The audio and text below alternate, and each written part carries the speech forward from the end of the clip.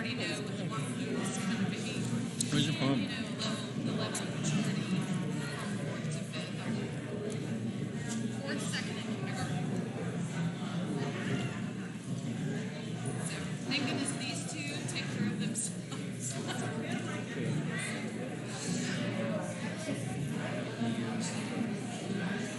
Well, really, there's only a year between the kids.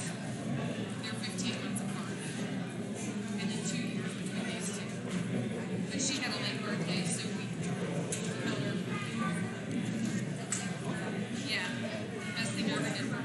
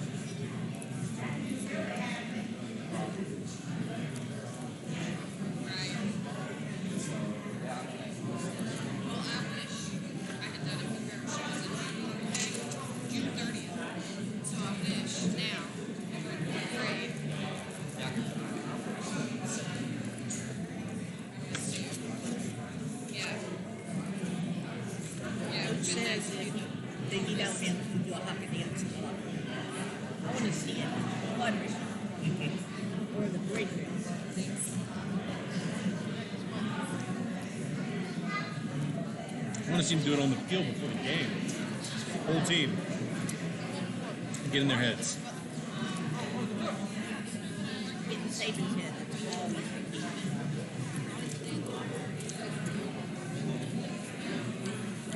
We got his head last time. He would find the opportunity to get his head for the next game.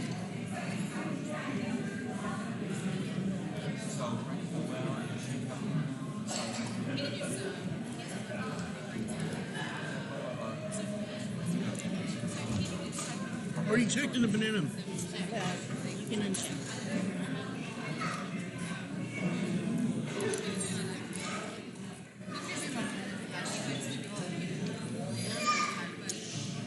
It's missing a key ingredient.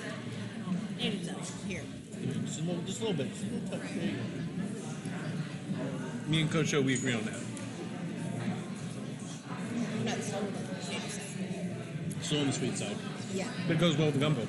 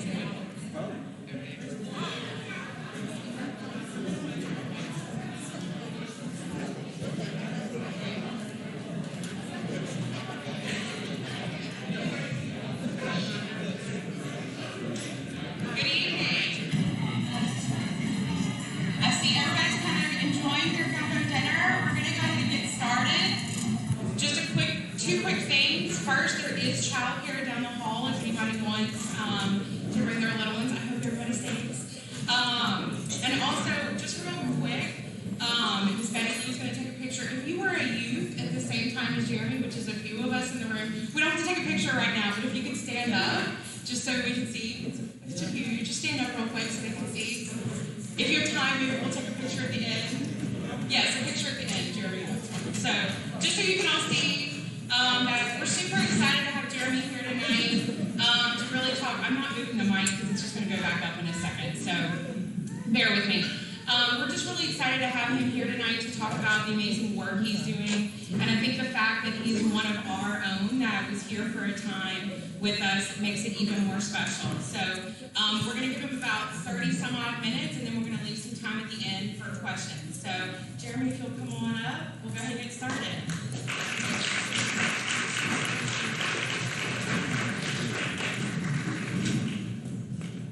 Well, this is a real honor for me to be with you guys. I want to introduce someone else.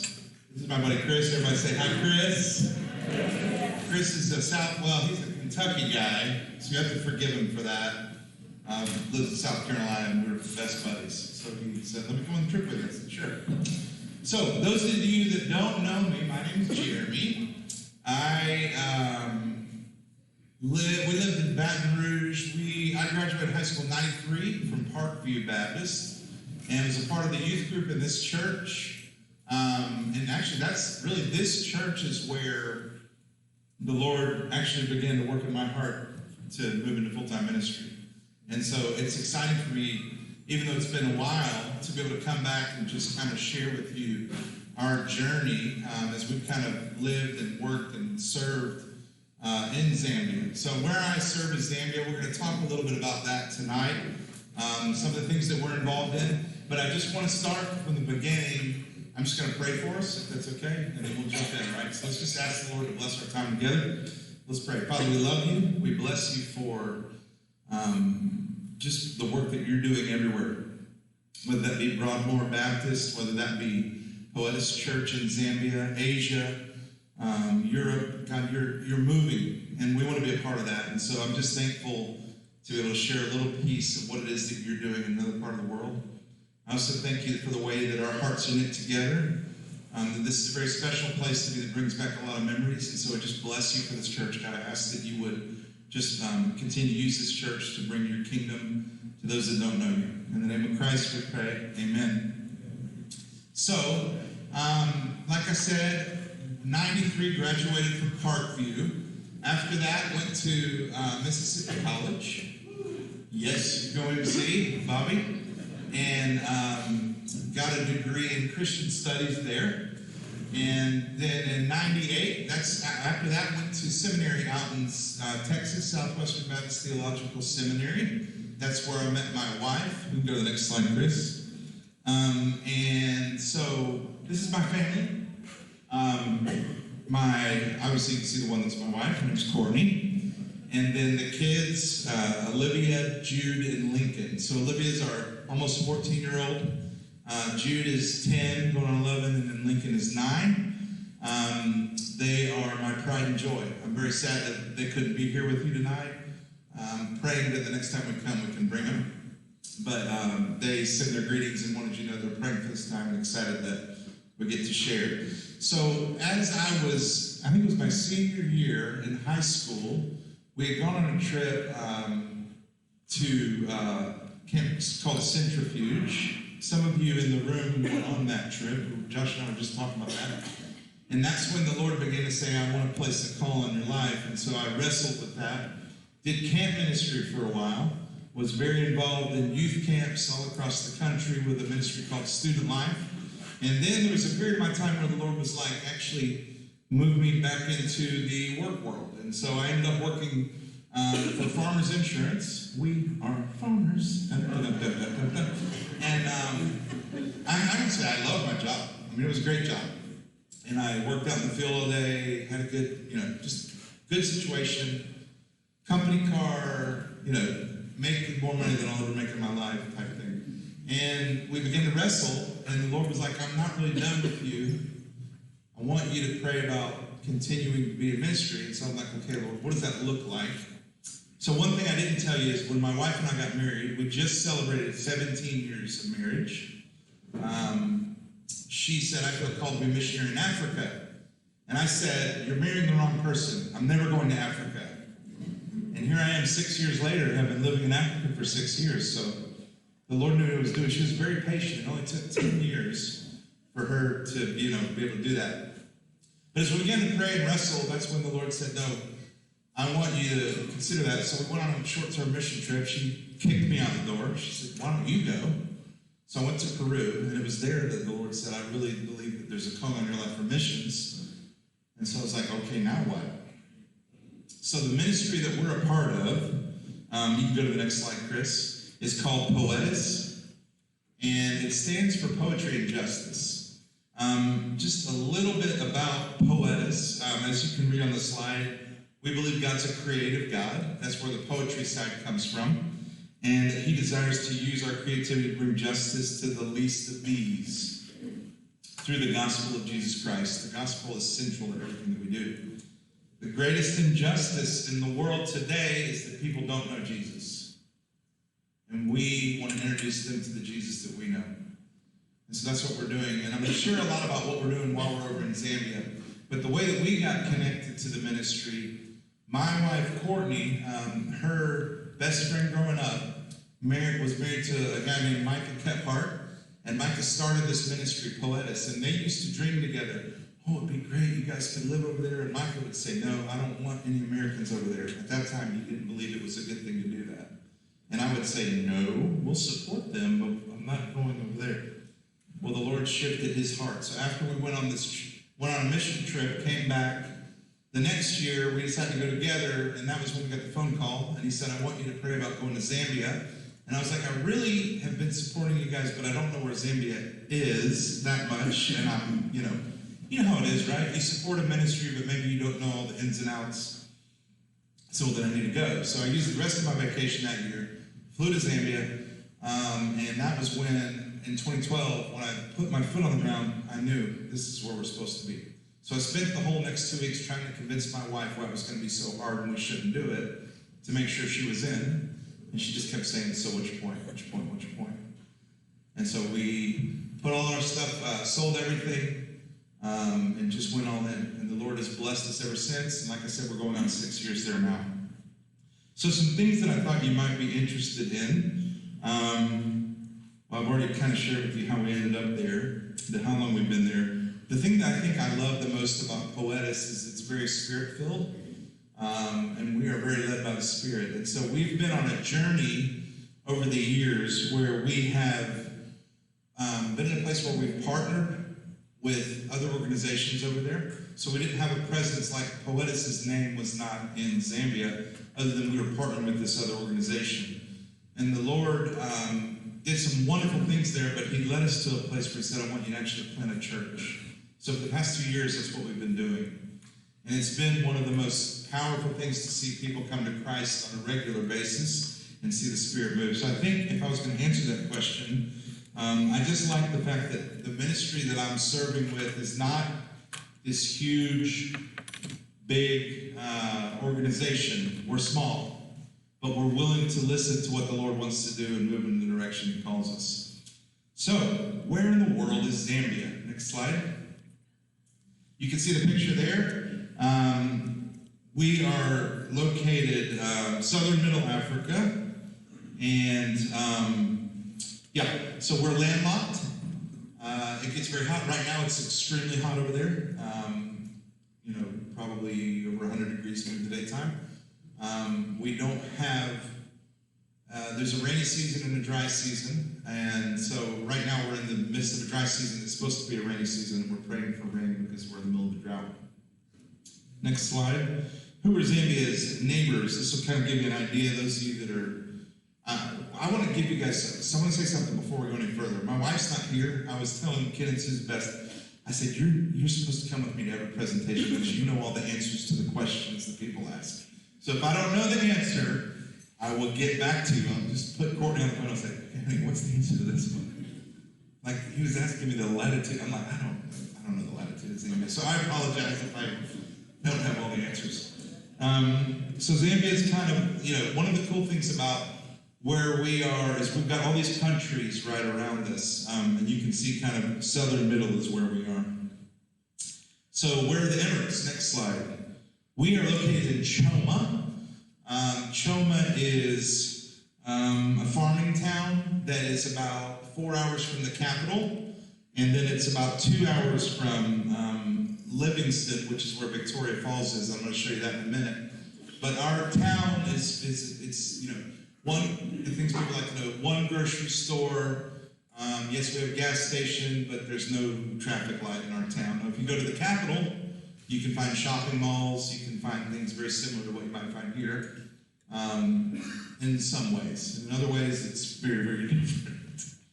Next slide. So, I was talking about the rainy season, and that being something that, as we talk about how you can pray, that's one of the things we're praying for right now is the Lord to bring rain. Our rainy season usually runs between November and March. Because last year it was so low, all of our electricity runs off of hydroelectric, and so we're right now, as I speak, power cuts. There's no power for 15 hours every day over there. The areas that we minister to, the compounds that we work in, which are basically like your slum neighborhoods, there's no water for weeks upon a time. And so it's a desperate situation when we talk about needing to pray for water. So the picture that you see both there is Victoria Falls.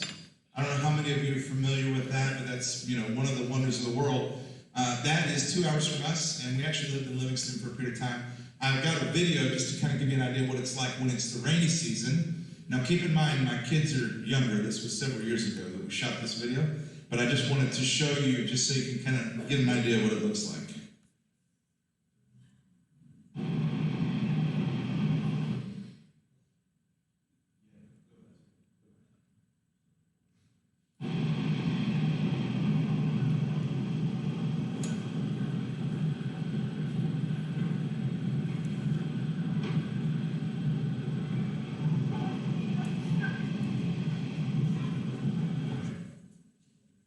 Pretty powerful, isn't it?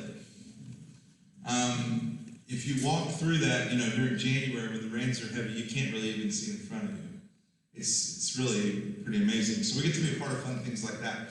Now people ask me, go ahead to the next one. Do you live in the bush? Do you live in the city? I kind of shared a little bit about Choma. Some of the areas that we serve and work in would be considered like rural village. And that's like, a lot of farming, people do farming and things like that, way out in the bush. That's like off-road vehicle going back deep in. We've done some of that work before. Right now where we minister is in the city. And so, this is actually a picture that you're looking at. Obviously the top would be the bush, the bottom the city, and that's actually Choma town. You can just see your shops there. Let's talk a little bit about Zambia more specifically. Go ahead to the next one, Chris. So just some things so you can kind of understand the country a little bit better. The median age is 16. I'm going to read through these really quickly. Over 7.7 million children are under the age of 18. There's at least 1.2 million orphans under the age of 15. 92% roughly of the population are economically dependent on the support of others. We see that very real. Only 46% of children attend secondary school. Just a fact about that, you actually have to pay to go to school over there. It's not always a lot of money, but you have to pay. So it would be the equivalent, our currency is called kwacha. And so you might spend 250 kwacha, 300 kwacha per quarter, and that equates to about $25. So it's not a lot of money, but people, if they don't have, unfortunately they can't, because also that includes, you gotta buy a school uniform and things like that. Over 1.3 million people are living with HIV and AIDS. That's one of the biggest crises in Zambia. And then 45% of girls are married under the age of 18. As we've done church, we have seen that. We have so many single mothers because that's what happens over there. People come together, they sleep together. The husband, that's just what they do. They're bored. The male disappears and the mom's left to raise the child. And so we see that time and time again as we minister. Let's talk a little bit about ministry issues. Next slide. One of the things that I've really been doing is working a lot with other pastors, and just connecting. with them. And one of the things that we've noticed is that we don't have very well-equipped leaders. I won't say this all the way across the board. I know some wonderful men of God who are teaching the word, very, very solid, that are Zambians. So please don't take this as a blanket statement. But generally speaking, there's a problem in the way that people are learning and understanding the gospel. The gospel of prosperity, everybody probably is familiar with what the prosperity gospel is. That's the name it and claim it. You know, if you have enough faith, this will happen. That's very rampant over in Zambia. And then the other great thing is where we're located, overdeveloped. So it's not a developed country, but rather being developed by too many organizations that are devoid of discipleship, and this leads to a spirit of entitlement. And so what you have is a bunch of non-government organizations trying to do good coming in, and people are just saying, give me, give me, give me, but there's not real empowerment that's happening. So we're trying to change that.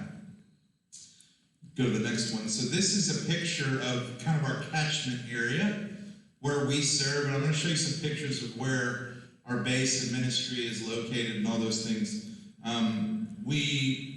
The property that we have is 13 and a half acres. It's got a worship center, a guest house. So any of you want to come visit, I'm inviting you now. You can come to Zambia, put you up in our guest house. Administrative offices, soon to be future coffee shop. Excited about that. And then student housing as well. So we're surrounded by 2 compounds. I'm going to use the word compound. Now, when I'm here and I use that word in America, people probably think something differently. So let me be clear. That's basically a neighborhood. A compound would be like the slum, the poorest of the poor. That's where they live. They live in the compounds. 20,000 people living in those 2 neighborhoods or compounds right around our base, and overrun by strong spiritual oppression and injustice. So I'm going to show you, go to the next one, Chris. This is a picture of our base. It's a really neat story how we ended up getting this. There was another organization that was using it, and they had to pull out of Zambia for funding reasons, and they said, we're going to sell it. And so they put the price, and I don't know the exact number, but it was a large amount of money. And we were down to the wire praying that the Lord would provide, because Poetice is not big. When you look at this, you're like, whoa, right? Because it's beautiful, isn't it? You might think, wow, these guys really, we're not that way, okay? We just pray every month the Lord keeps the doors open so we can keep doing ministry. But this man came and he said, the Lord has told me to cash in my retirement. And he cashed in his retirement, and it was the exact amount that was needed with some other donors 2 days before for us to be able to buy this property. So we're super proud of it. It's where ministry happens on a daily basis. It's where we house teams. And there's just so many opportunities for us to be able to do ministry. I'm going to come back to that slide in a little bit. But what I'm going to do is kind of give you an overview picture. You can go to the next one. So you can see in the middle there it says Poetice Zambia Base. That's where we're located. Right below that is called Mapona. Everybody say Mapona. You guys did good. Most of the people that ask to do that don't say it right. And then right above it is Cabana. And so those are 2 of those neighborhoods I was talking about. Just to give you an idea, Mapona is a place where everybody says, I want to move out of. I don't want to live here. I believe that it's a bad place to live, and I want to get the heck out of here. It's a place where people are killed from time to time. It's a place where there's prostitution. It is a place where there's just so much poverty and hopelessness. And the Lord has told us as the church, because you can see our location, it's very strategic. The Lord knew what he was doing, that Mapona is going to be changed, that it's actually going to be the light of the city. And so we're believing that as we minister. And these are the 2 areas we minister in the most, Mapona and Cabana. Go ahead to the next slide, Chris. So this is kind of a back view that'll kind of show you, if you look up at the top left, that's Mapona there. It's probably a 5-minute walk to get into it from where our base is located. So let's talk a little bit more specifically about Poetice. So our main mission, this is what we're there for. This is our bread and butter. What we do is to empower the church to fight for justice. I talked about in the beginning, justice can be a tricky word sometimes. You think, what do you mean when you say that? We believe that the greatest injustice is that people don't know Jesus. Not that they just don't know Jesus, but they don't know the Jesus that we know. They don't know the non-legalistic Jesus, the one that shows grace. The one that sat at the table with sinners. The one that brings change. That's the Jesus we want to introduce them to. So we want to empower the church and help them do that. So we do that in 3 ways. And the first is by being the church. So go ahead to the next slide, Chris. So this is us being the church. These are some of the things that, since we planted a church there beginning of last year, this is what we've seen happen. Okay, I'm just going to read through some of these. 50 baptisms. I got to baptize people that, let me be clear on that, that wasn't just, hey, great, it was a conversation, it was a learning class to make sure they understand and are walking with Jesus, and then we baptize them. 140 people have come to Christ. And I believe even now these numbers are changing. I mean, churches, nothing's stopping because we're not there. It's still happening. 15 youth and kids camps. So we host youth and kids camps throughout the year when teams come. And it's a way to bring kids in to hear the gospel. Again, I told you that's where the Lord placed a calling on my life, was camp. So think about camp here, very similar to the way we do it over there.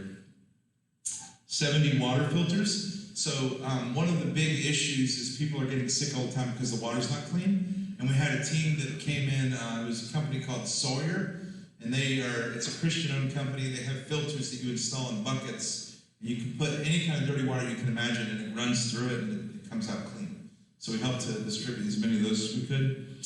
738 local outreaches. And that, it looks like, hey, we go out in the community, we might meet with someone in their home, we might pray with someone. We try to track all these things because we want to see that we're continuing to push forward. 302 Bibles distributed, and 8 weekly Bible studies right now are going on in these communities as we speak. And so a Bible study looks like, if we preach a message on a Sunday, then we have a small group, and there's a leader in a house, very similar to probably what you might do here, and we have questions that we go through, or we open the scriptures together. So that's happening every week.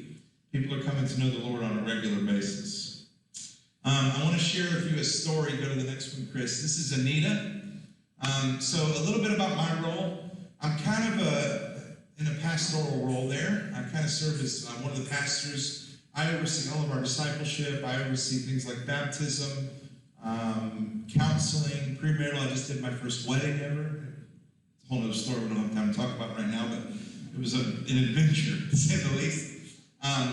And so I oversee all of our discipleship and outreach and things like that. Visiting the sick, those are the things I oversee. Well, Anita is kind of like my right-hand girl. So we work very closely together. And this is a picture of what it looks like to be the church and how you have to do it, and it's a process of walking with people. So we've known Anita since she was like this high. She now has a son. You've seen that in the picture. You're going to see a video in a minute that kind of explains her life a little bit more. But what I want to say is, sometimes we want to see results, and sometimes it takes years of really walking with people. We are a messy church. And what I mean by that is, people come in our doors, they don't have it together. We're dealing with people that are alcoholics. We're dealing with people that are single moms. We're dealing with people that, have been abused. We're dealing with people that have nothing and literally are on the death's bed, and we have to figure out a way to help them. And so as you watch this video, I just want you to think about how important it is the church, whether the church here, Zambia, or whatever, the church is where transformation happens. And this is just an example of that. So, go ahead.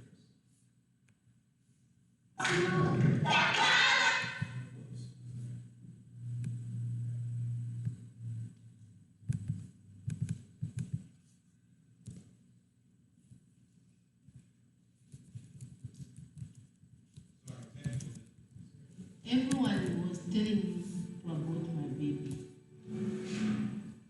Here in my community, Mapona, people say Christians.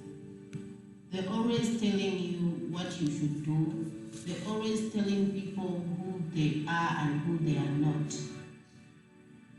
They said, having a baby will take away my freedom, that I'll become a slave to the child. and I'll become like an old woman. Dirty and poor and hopeless. But you know what I said? No, let me face this.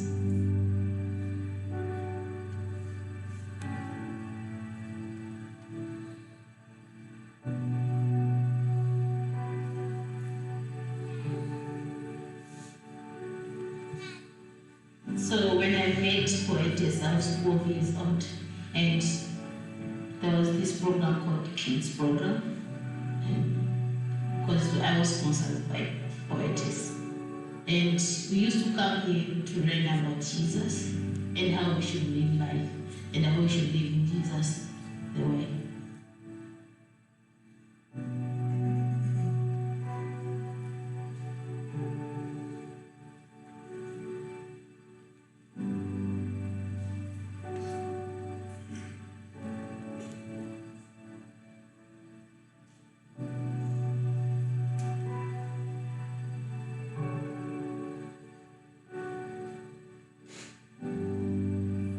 Though I knew better, the compound life got me.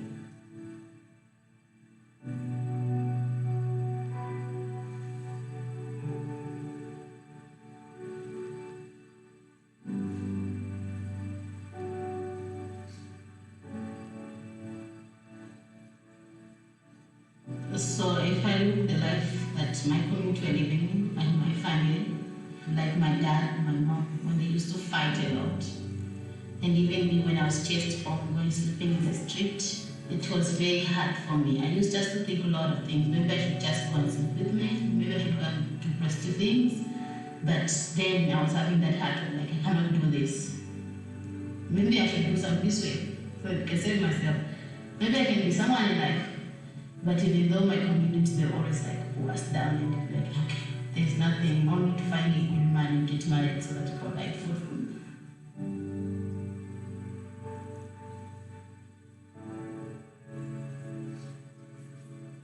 I had another family that could help me. That was the Poetice family, because they were standing by my side.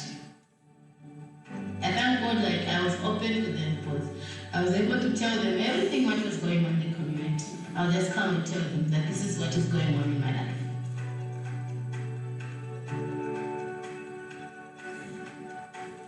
They begin to tell me the truth. They would encourage me to guide my heart, focus on God and trust in Him with all my life.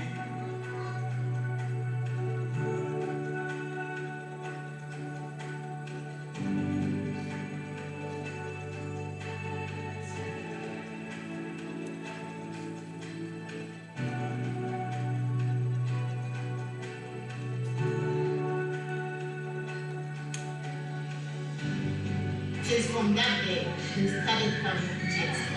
Thank God. Now they don't fight, they don't quarrel, they just peaceful family.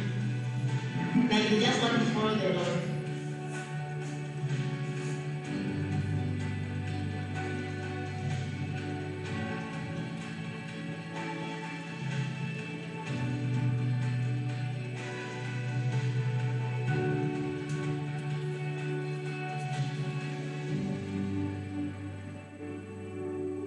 We have seen Mapuna change because of the youth they have been taught at Poetice. And the youth they have been changing, they're starting changing their parents also. And this is changing the community.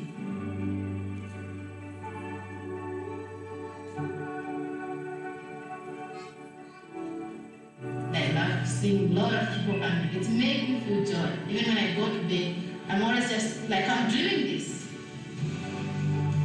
My dream is like seeing a people being holy for God, believing in God, changing their lifestyle. Like through Mapona, their testimony of Mapona will change other communities' testimony. My name is Anita Mutuma, and I'm fighting for justice.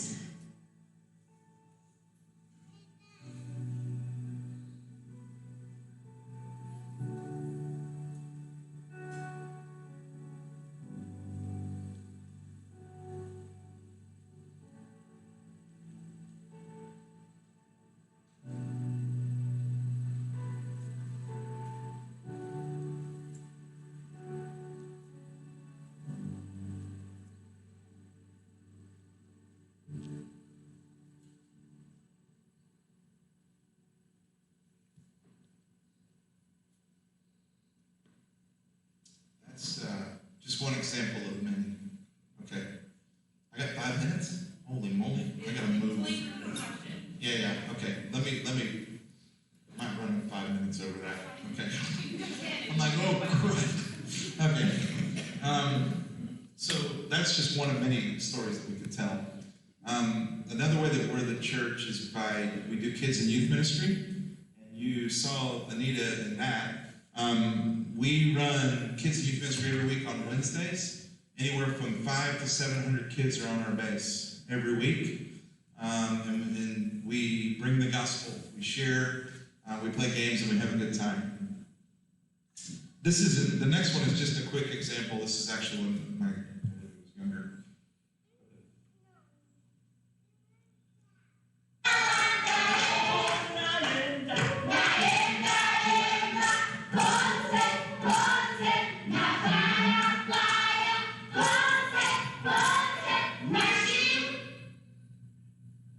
They're singing "There's No One Like Jesus," by the way. Yeah. So we do kids and youth ministry. We do something called learning communities. Go ahead to the next slide. And that is just a place where we teach people a trade or a skill. And so this is an example of we do a gardening community. So all of the offering that comes into our church, as someone that is, you attend your local church and you give your tithe, right? Well, I do the same thing. I give a tithe to our local church in Zambia.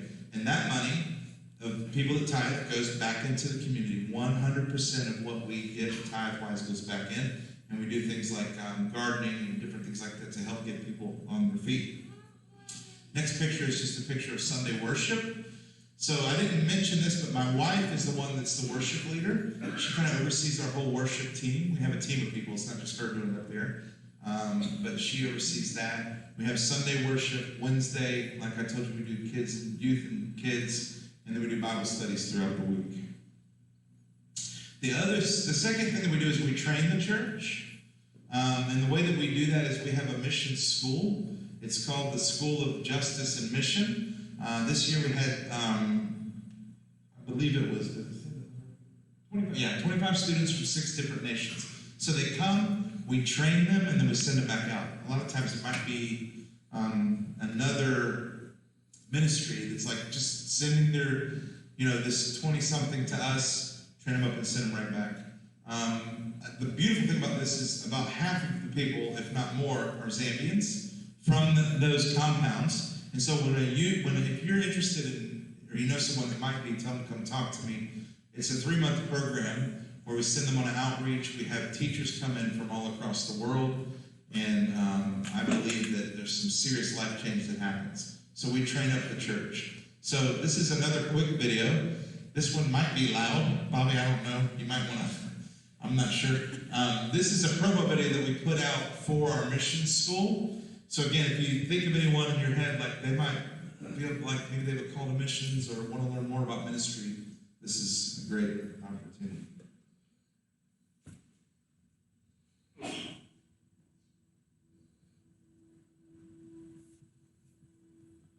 We are the called out ones, chosen by the King to be daughters and sons, light in the darkness, salt of the earth. We're heirs to a kingdom, new creations by a second birth. Beautifully unique, distributed worldwide. No enemy can diminish, divide, or destroy us. We are one unified bride. We aren't silent. And we aren't afraid, for on this rock he's building his church today. One body, one voice, one king, one kingdom. One church for God's mission on standing in freedom. Charging in worship, pressing towards the fight, slaying giants of injustice, putting all things to right. To the ends of the earth and skies and seas, we go out fighting with his authority. Slave or free, rich or poor, we fight for justice to glimpse him more. Burn us, beat us, try to strike us down, but the love within us will always be found. Can you hear that? It's our battle cry. If so, rise up and sing it until the day you die. I'll give up anything to pursue him with everything.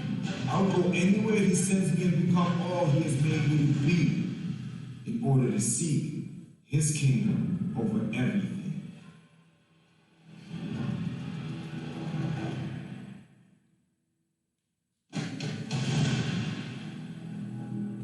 I didn't stuff, but that's one way that we train the church. The second way, we have a conference every year. You can go to the next one. That's called our Build Conference. So this year we had 40 churches from 12 and 23 ministries attend from 10 countries. And so it's basically a time we just pour in and we just, we bring the word, worship, and encourage people and just send them right back out. Then the third way that we do it is we partner with the church. And the picture there, next one, is I meet weekly with local ministers. So there's a Wednesday meeting where I go. We just encourage each other. We have gone to other churches and actually helped to put a well in. If the Lord leads us and there's the money available, then we'll definitely help another church because we're about the big church, not Poetice Church. We're about the big kingdom church. We also have teams that come, and that's a way that we empower the church here in America. And this is just a picture of some of the teams that have come from all across different denominations. We're not stuck on one. We believe that God is working all throughout many different ones. And so this is a picture of that. And then this is just, the next slide is just a picture of our team schedule. These are all the different times that people are going to be coming and ministering in 2020. We stay super busy with teams. That we love it when they come and they minister with us. I'm going to show this slide really quickly again of the base. So one of the things you've seen now, the vision and the ministry that we're doing, we're asking the Lord to help us as we continue to grow. And this might be something that, maybe someone in here is like, hey, I'm passionate about this. One of the things that we want to do, I kind of got to look well. Okay, so right here, that's where if you see the houses on the left, that's where the students stay when they come for 3 months. And then you can kind of see that empty slab right there. Well, that's where we're praying for a pavilion. So we're trying to build a huge pavilion where we can house all these kids, because guess what? When the rains come, it'll be great, but we don't know where we're going to put them. 500 kids running around and pouring down rain will be a challenge.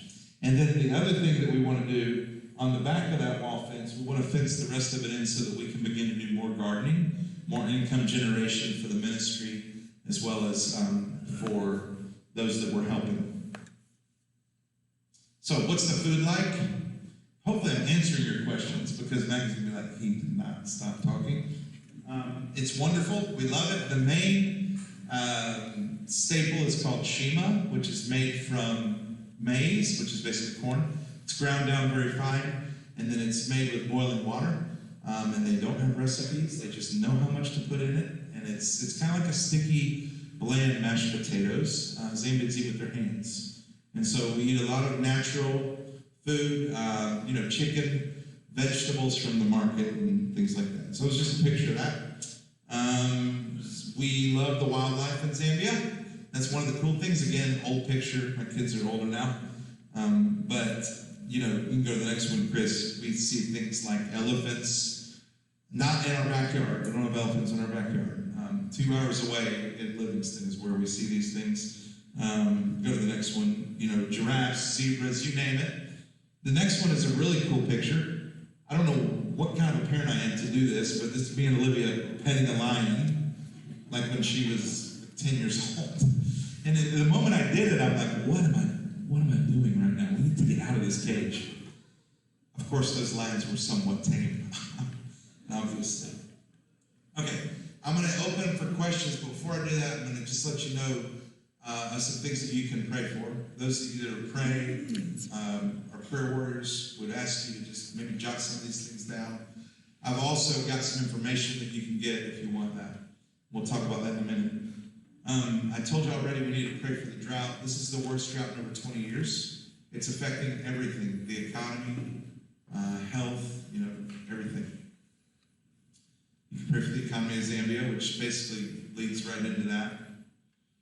Pray for our travel as we travel all throughout the United States. I'm speaking at probably 6 or 7 places. And one of the things we do is we have 100%, we raise our funds in order to be able to go on the mission field. So we're thankful for the gifts that you guys have given. And the Lord's been so faithful to us. You can pray for the growth of our church in Zambia, the leadership of Poetice, And like I mentioned, financial support. One of those specifically is our vehicle. I've got a 1993 Land Cruiser, which everybody's like, that's so cool, until it's blowing smoke out the back all the time.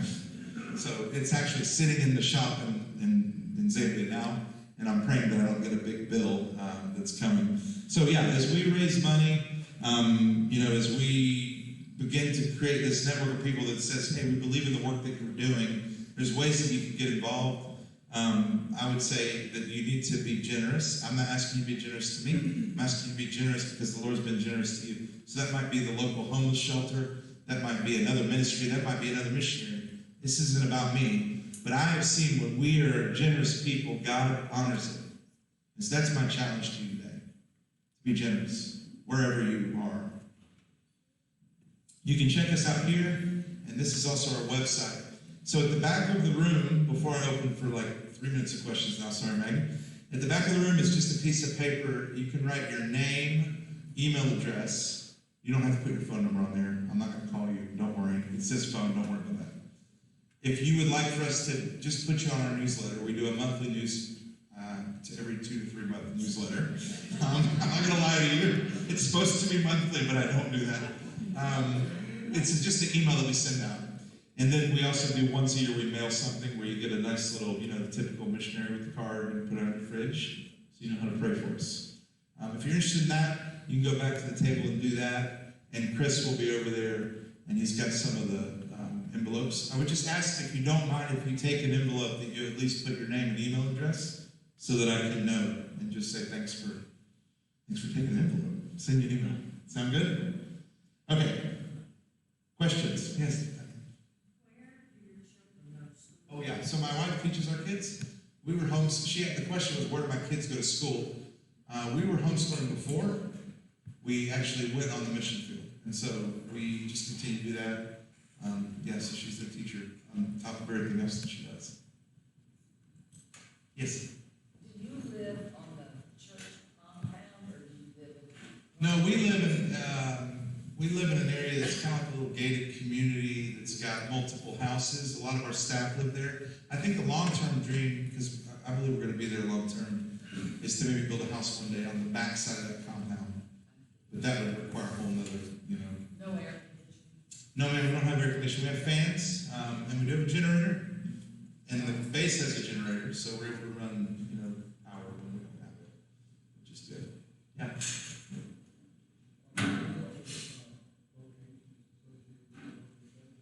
No, this is the question was, are there any other locations that are associated with Poetice? This is our only place where we're like, this is Poetice, outside of the U.S. We do, we partner with other churches, but there's not like Poetice Church in Asia.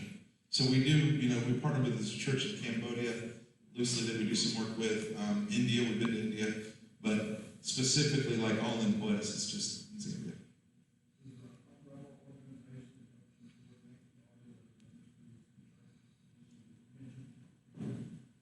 So the question you said was, is there an umbrella organization that helps us to coordinate with all the other ministries? No, it's not. It's just Poetice. Like I said, we're small.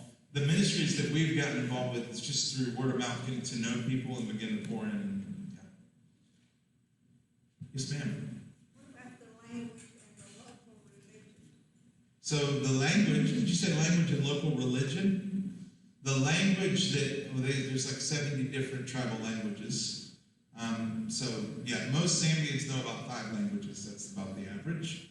The local one is Tonga. I didn't have time to teach you any greetings. I can speak a very, very small amount. We have translation at church on Sunday, as well as in our Bible studies. But if you go into town, people can communicate in English with you. And then as far as religion goes, let me say this, just like I would say it about America, it's a Christian nation. And what I mean by that is, it's professed to be Christian, but it's not, the gospel. It's not I wouldn't call it true Christianity. And then the second would be Islam, and there's also Hindu. We have a Hindu hall even in our town, so, yeah. No, gonna keep repeating questions so everybody here. Is there any opposition to the ministry? No. Zambia is a very peaceful nation. It's kind of a place where a bunch of people came to flee from persecution and civil war in other countries, and so they're so peaceful. So peaceful that if I say, hey, can you meet me at 10 o'clock? They'll say yes, and then they won't be there because they don't want to tell you no. So it's never an issue of not, and it used to drive me insane. Not like, is your yes really yes? No. But to answer your question, Josh, it's not, there's no threat at all. Any concern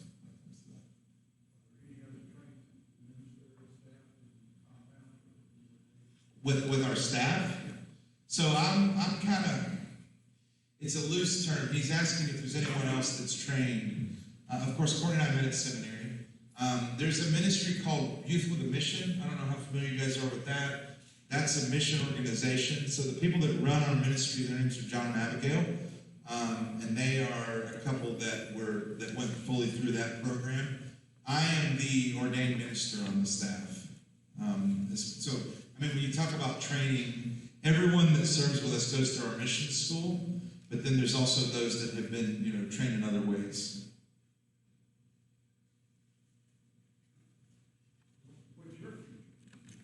Okay, so he's asking what my future is. Well, we're going to be there. The first year they said, give us 1 year. I said, that's too stressful if you're going to sell everything. So obviously we're 6 years in. We're not planning on leaving. It's become home. The only challenge I would say right now is figuring out when Olivia gets to the point where she graduates high school, what that would look like. So I think we're committed to the next 4 years at least. I have to get to the 10-year mark because then I get my residence permit, which is like a badge of honor. I'll have dual residency, sort of. Pretty cool. Hey, can y'all give it up for Maggie and the missions team because you guys did work hard.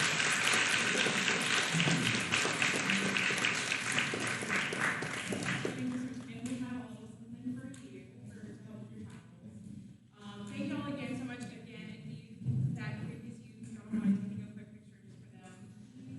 But thank you also